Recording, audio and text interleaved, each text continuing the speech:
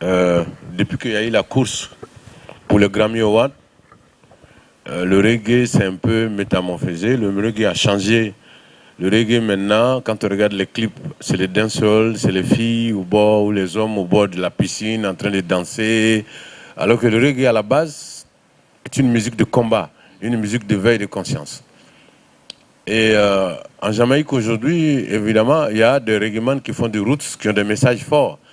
Mais moi, j'irai jusqu'à vous dire qu'aujourd'hui, si vous cherchez le vrai reggae qui est dans le combat, qui est dans le combat réel, pour jouer le rôle que le reggae doit jouer, et je le dis modestement, je crois que c'est en Afrique. Quand moi je suis allé en Jamaïque, en tout cas, j'ai trouvé un peuple réveillé. Donc j'ai retrouvé le résultat du travail de Bob Marley, de Peter Tosh, etc. C'est ce que j'ai trouvé. Et donc, le reggae africain est dans son rôle aujourd'hui. C'est-à-dire aider ce peuple à se réveiller, accompagner ce peuple dans son réveil et lui dire que personne ne viendra changer sa situation à notre place. Il n'y a personne qui va venir changer l'Afrique à la place des Africains. Personne. Les gens vont venir, ils vont nous aider, mais dans aider là, ils vont profiter pour frapper la nuit et puis rigoler là, enfin. Voilà. Donc, je ne sais pas si vous me comprenez. Donc, moi je dis le reggae est présent aujourd'hui en Afrique. Le problème qu'on a, c'est d'ailleurs le problème de tous les artistes, hein, c'est que la musique n'arrive plus à nourrir son homme. C'est-à-dire que quelqu'un qui fait du reggae, si le reggae ne garantit pas le sac de riz, c'est pas évident de continuer. Même ne serait-ce que les musiciens qui t'accompagnent. Si tu n'arrives pas à leur garantir le minimum, ben, s'ils jouent aujourd'hui parce que c'est le pote qui accompagne, parce que c'est Rastafari, on est ensemble, mais dans une semaine, s'il n'y a pas de sac de riz à la maison, il va... voilà. Et donc, je pense que c'est ce problème qu'on a aujourd'hui. Sinon, on a des gens, des artistes prêts, qui ont des mélodies, qui ont des textes. Moi, je connais Dread Maxime depuis très longtemps.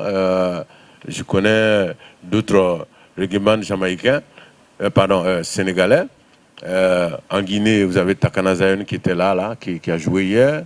Il y a beaucoup d'artistes reggaeman en Guinée. Au Ghana, il y a Black Rasta. En Côte d'Ivoire, il y en a plein. Donc, le reggae est présent. Notre problème aujourd'hui, c'est qu'on ne vend plus de disques. Moi, je vous dis, en 2000, quand je sors l'album Le Caméléon, lorsqu'il y avait la transition en Côte d'Ivoire, j'ai vendu 30 000 cassettes en 2 jours. 30 000 cassettes en 2 jours. Quand je suis venu pour chercher des cassettes, pour aller partager à ma famille, les commerçants m'ont chassé. Ils ont dit non, Tiken, il n'y en a pas. Tellement. Et l'usine tournait 24 heures sur 24. Et au temps de Alpha Blondy, quand il y avait les vinyles, là encore, c'était encore plus intéressant.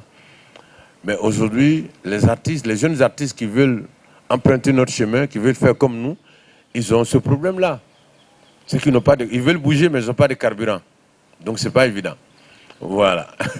Donc, je pense que c'est ça qui bloque le reggae aujourd'hui. Sinon, le reggae a sa place en Afrique. L'Afrique aujourd'hui, le processus démocratique, le processus de réveil là, on a besoin de reggaeman pour pousser les gens. Parce que nous on dit on est fou, on n'a pas peur, on dit les choses, et c'est ça. Quand on dit les choses, les gens disent ah, c'est ce que moi je voulais dire. Le gars il a dit ça, mais je ne pouvais pas dire parce que si j'ai dit on va me mettre en prison. Voilà un peu. Et donc le reggae a sa place et le reggae doit jouer son rôle, mais malheureusement nous sommes confrontés à la piraterie. Aujourd'hui tu sors un single. Bon, s'il y a une copie sur Internet, c'est fini. Tout le monde écoute. Je donne à mon cousin donne à son cousin, et puis la musique est écoutée gratuitement partout. Et l'artiste qui a passé pourtant des nuits au studio, ouais, les réseaux WhatsApp, etc.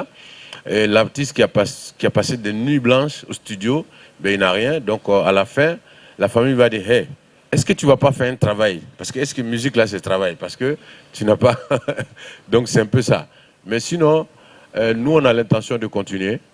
On a l'intention de continuer pour encourager ces jeunes-là à continuer, voilà, ne pas baisser les bras. Et puis bon, voilà, on prend beaucoup de risques, des censures. On est vu souvent comme des fous. On dit qu'on est drogué, on dit qu'on est ceci. Il y a tout qui se dit sur nous. Mais on sait que les mêmes choses ont été dites sur Bob Marley, mais il a continué et nous on a l'intention de continuer. Et voilà.